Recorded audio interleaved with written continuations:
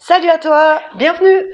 Alors, cette vidéo pour te faire changer de regard sur le défaut, sur le jugement que tu peux en avoir, même si pour toi certains défauts sont totalement inacceptables. Voilà, le contenu est indispensable parce que ça va te permettre de mieux t'accepter, mieux accepter les autres, et finalement, la tolérance, ça permet plus de sérénité, plus de légèreté, plus de sécurité, plus de liberté, d'être plus bienveillant, évidemment, et puis une meilleure estime de soi et des autres. Tu as sûrement l'impression, et ça va te faire sourire, cette impression-là, que le défaut, c'est un critère d'évaluation pour sélectionner qui est bien, qui est pas bien. Tu comprends qu'à cet instant, c'est assez binaire. Tu penses que le défaut, c'est quelque chose d'intolérable, d'inadmissible. Il y a vraiment des moments où c'est quelque chose qui nous heurte comme ça. Et tu sens peut-être qu'au fond de toi, tes défauts, tu vas devoir les traîner toute ta vie, comme tu peux, comme un boulet. C'est pourquoi on aimerait vraiment te proposer une autre réflexion, une autre façon de voir ce défaut. C'est avoir un peu sur l'origine du défaut, pourquoi il est là, d'où il vient, avec en plus un exercice qui va te permettre de modifier ton regard sur ton défaut, tes défauts ou ceux des autres.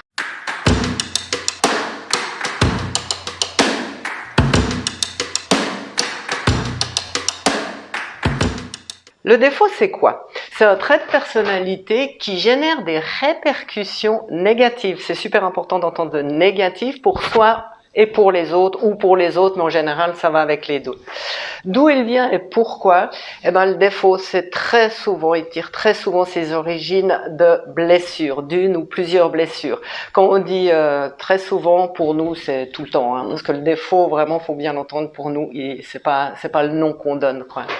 Et là, j'ai le souvenir d'une cliente, elle était venue vers nous, elle disait, moi, j'ai un défaut, du coup, qui était pour elle encombrant, ça avait des répercussions.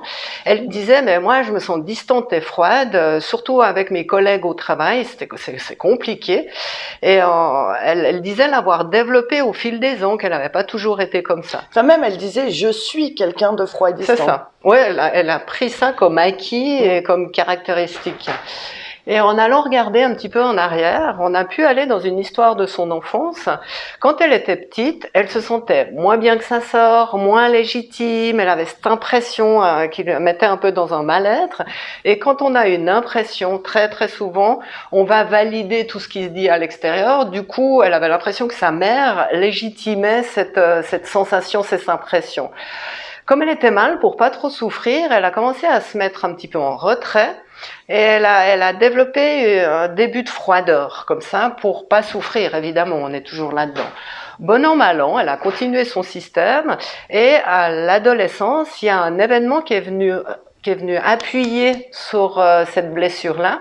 Elle était avec une amie qu'elle adorait, elle faisait les 400 coups ensemble, c'était la joie, c'était la complicité, et en fin de compte là, elle adorait ça. Et cette amie, d'un coup d'un seul, elle ne sait pas pourquoi, elle s'est retirée, elle lui a plus jamais parlé. Évidemment, pour cette personne, comme elle n'avait pas de raison, ça a été appuyé sur je suis pas légitime, ça a été appuyé sur je suis moins bien que les autres, on peut me quitter comme ça. Et cette souffrance qui revient, elle a rajouté, elle a commencé à éteindre l'aspect chaleureux, tout le truc de complicité dans le lien à l'autre, parce qu'évidemment, ça la faisait souffrir. On voit bien dans cet exemple-là que son origine, c'est que c'est pas quelqu'un de froid et distant, à la base, ça a été par rapport à une blessure, elle a mis un système de protection et elle n'est pas du tout ni méchante, ni hautaine, ni je me la pète. C'est vraiment quelque chose qui a été compliqué pour elle et toujours dans la protection pour pas trop souffrir. Du coup, est-ce que déjà tu es attendri par cette personne, cette petite fille? Ça va déjà changer quelque chose pour toi. Oui, c'est ça, on peut pas se dire, dis donc, celle-là, elle est froide et distante. Quand on sait d'où ça vient, finalement, on comprend mieux. Ouais, on a un deuxième exemple, là, qui nous est venu. On t'en a déjà parlé dans le post colère, de ce client. En fait, dès la première consultation, il nous a très rapidement montré son plus gros défaut, qu'on va mettre entre guillemets. En tout cas, un trait de sa personnalité qui génère des répercussions négatives, c'était l'intolérance. Voilà, l'intolérance pour lui, on l'a vu parce que il supportait pas toutes sortes de conduites spécifiques. C'est-à-dire que tous les gens qui avaient pas de travail, qui profitaient du système, il ne les supportait pas. Tous les gens malsains qui remplissent les prisons et qui vivent aux frais de la société. Tous les gens qui foutent rien de leur journée. Tous les gens parasites, etc. Voilà, il avait une espèce de intolérance face à tout ça, ce qui le mettait vraiment dans des conduites un peu spéciales, quoi. Et à travers cet exemple, on te montre que son défaut, qui est l'intolérance, il est pas né avec ça. Hein. C'est quelque chose qu'il a développé au fil des années, au fur et à mesure de ses expériences. En fait, dans sa jeunesse, enfin même depuis qu'il est tout petit, son contexte déjà, c'est que il a grandi dans une éducation hyper stricte, hyper à la dure. C'est-à-dire que pas le droit à l'erreur, pas le droit à la spontanéité, pas le droit à la non-réussite. Ce qu'il entendait en boucle, c'était oui, c'est bien, mais tu peux faire mieux. Franchement, tu devrais faire des efforts. Ouais, mais bon, ça c'est pas assez. Donc du coup, en continu, tout ce qu'il faisait, finalement, c'était jamais assez bien. Donc ça, c'est son contexte. Et puis, il lui est arrivé un événement assez particulier, une expérience qui l'a traumatisé. Hein, c'est pour ça qu'il est, entre autres, venu chez nous. Adolescent, il était en entraînement, et puis dans son élan, il a pas trop fait attention. Bref, il y a un jeune qui est allé lui demander un renseignement, il a donné une mauvaise information, et le truc qui s'est passé, en fait, c'est que le coach a réuni très rapidement toute l'équipe, ils se sont mis en rond. Et notre client, il s'est fait jeter comme du poisson pourri, il s'est fait humilier. Le coach lui a dit mais c'est n'importe quoi ce que tu fais, t'as pas de conscience, tu dis ça alors que c'est pas ça. Bref, vraiment il s'est fait humilier devant tout le monde. Et donc du coup, tu peux bien voir que son éducation très à la stricte où rien n'était assez bien, plus cet événement qui fait que il avait encore mal fait et il s'est fait humilier, ça fait que lui, il a développé une espèce de rigueur à ne jamais dépasser une ligne de conduite. Il se l'est construite, cette ligne de conduite, pour éviter les humiliations, hein, parce qu'il y en avait pas mal, le rabaissement, évidemment, des situations vécues comme injustes, et puis de la souffrance. Donc en fait, petit à petit, progressivement, c'est devenu impossible pour lui d'accepter tout ce qui sort de la norme et tout ce qui sort du cadre. Voilà, c'est assez paradoxal, hein, parce que les injustices quelque part qu'il a subies lui ont fait rentrer dans un cadre prédéfini de justice. Juste, pas juste, bien, pas bien, mal, bon, enfin tous ces trucs-là, quoi. Donc tu vois qu'en analysant aussi cet exemple face au défaut intolérance, finalement ça fait pas de ce défaut quelque chose de complètement détestable ou méprisable. On voit que c'est juste une réaction de protection qui s'est mise en place par rapport à des souffrances et des expériences difficiles passées. Voilà, ces deux exemples, mais on en aurait plein. Ouais, là, on voulait donner deux différents pour montrer deux formes de défauts différents. Ouais, c'est ça. Ouais. Mais en tout cas, on espère que tu auras bien compris que ces deux exemples te montrent bien la mécanique du défaut. Les défauts qu'on développe, ça fait pas de nous des gens détestables, horribles, méprisables. Mais tu vois bien que les défauts qu'on a développés inconsciemment, en fait, ils sont déclenchés par un système de protection qui s'est mis en place par rapport à des blessures passées. Tout ça pour éviter la souffrance. Voilà sur le regard, hein, je pense que ça t'a déjà modifié, il doit déjà se passer des choses à l'intérieur de toi. Et là maintenant, on aimerait te faire voir, comprendre ou visiter l'impact énergétique quand on n'accepte pas un défaut. Quand on n'accepte pas un défaut, on peut venir dans cette intolérance, hein, ça va d'abord t'isoler et t'enfermer. Parce que tu vas mettre les gens un petit peu à l'extérieur, parce que ça va devenir binaire, c'est bien ou c'est mal, tu vas essayer de voyager là-dedans, et toute la panel de couleurs entre deux, aller vers l'autre, émaner qui tu es, découvrir de nouvelles expériences, ça se réduit, ça s'isole face aux autres, mais ça s'isole aussi face à toi-même, parce que tu réduis ton champ d'extraordinaire, de découverte. Donc c'est vraiment dans les deux sens, quoi.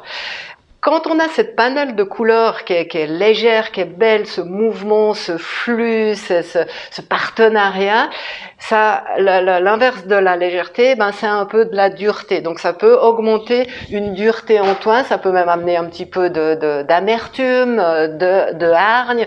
Ça va te rendre moins aimant face aux autres et face à toi aussi.